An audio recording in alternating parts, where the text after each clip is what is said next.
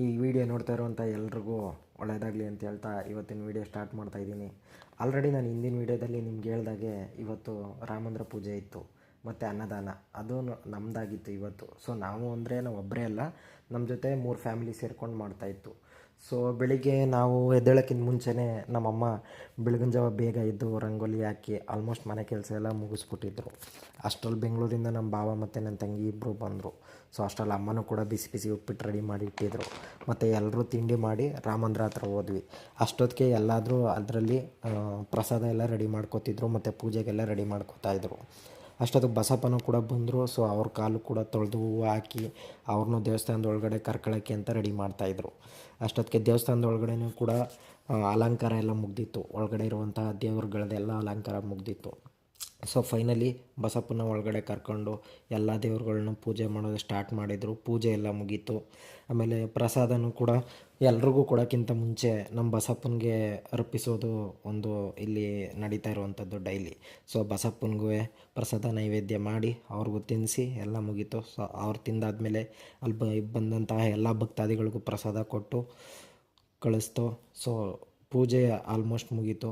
So ಈಗ next ಏನಂದರೆ ನೋಡಿ, ಇದೇ ನಮ್ಮ ರಾಮಂದ್ರ ದೇವಸ್ಥಾನ. ಇದು ಇದು ನವಗ್ರಹಗಳು ಇರುವಂತಹ ಒಂದು ಇದು ಗುಡಿ. ಮತ್ತು ಹಂಗೆ ಒಳಗಡೆ ಬಂದರೆ ಗಣಪತಿ ಮತ್ತು ರಾಮಪ್ಪ, ಸೀತಮ್ಮ, ಲಕ್ಷ್ಮಣ ಮತ್ತು ಲಿಂಗ ಶಿವಪ್ಪ ಮತ್ತು ನಂದಿ ಅವ್ರ ಮುಂದೆಗಡೆ. ಸೊ ಇಷ್ಟು ದೇವ್ರಿಗೂ ಎಲ್ಲ ಪೂಜೆ ಮುಗಿಸಿ ನಾವು ಮತ್ತೆ ಎಲ್ಲ ಮನೆಗೆ ಹೊರಟ್ವಿ. ಆಮೇಲೆ ಮಧ್ಯಾಹ್ನ ಎಲ್ಲ ಊಟ ಮಾಡಿಕೊಂಡು ಅಡುಗೆ ಮನೆ ಹತ್ರ ಬನ್ನಿ ಅಂತ ಹೇಳಿದ್ರು. ಸೊ ನಾವು ಎಲ್ಲ ಮಧ್ಯಾಹ್ನ ಊಟ ಮಾಡಿಕೊಂಡು ಇನ್ನೇನು ಭಟ್ರು ಎಲ್ಲ ಬಂದಿರ್ತಾರೆ, ತರಕಾರಿಗಳು ಏನಿರ್ತವೆ ಅವ್ರಿಗೆ ಹೆಲ್ಪ್ ಮಾಡೋಣ ಅಂತ ಅಂದ್ಬಿಟ್ಟು ಅಡುಗೆ ಮನೆ ಹತ್ರ ಹೋದ್ವಿ. ನಾನು ಹೋಗಿದ್ದೆ, ಬೀಟ್ರೋಟ್ ಕಟ್ ಮಾಡೋದೇ ನನ್ನ ಕೆಲಸ ಆಗೋಯಿತು. ಒಂದು ಇರಬರ ಬೀಟ್ರೋಟೆಲ್ಲ ನಾನೇ ಕಟ್ ಮಾಡೋ ಥರ ಆಯಿತು. ಮತ್ತು ಅಷ್ಟೊತ್ತಿಗೆ ಬೇರೆ ಅಡುಗೆಗಳು ಕೂಡ ಎಲ್ಲ ರೆಡಿಯಾಗಿದ್ದು. ಅನ್ನ, ಸಾಂಬಾರು, ಪಲಾವು, ಜಿಲೇಬಿ, ಬೇರೆ ಬೇರೆ ಏನೇನಿತ್ತು ಎಲ್ಲ ರೆಡಿಯಾಗಿತ್ತು. ಮತ್ತು ಪೆಂಡಿಂಗ್ ಅಂತ ಉಳ್ಕೊಂಡಿದ್ದು ದೋಸೆ ಮಾತ್ರ. ಸೊ ಅಷ್ಟೊತ್ತಿಗೆ ಭಟ್ರು ಕೂಡ ದೋಸೆನ ರೆಡಿ ಮಾಡೋಕ್ಕೆ ಶುರು ಮಾಡಿದ್ರು.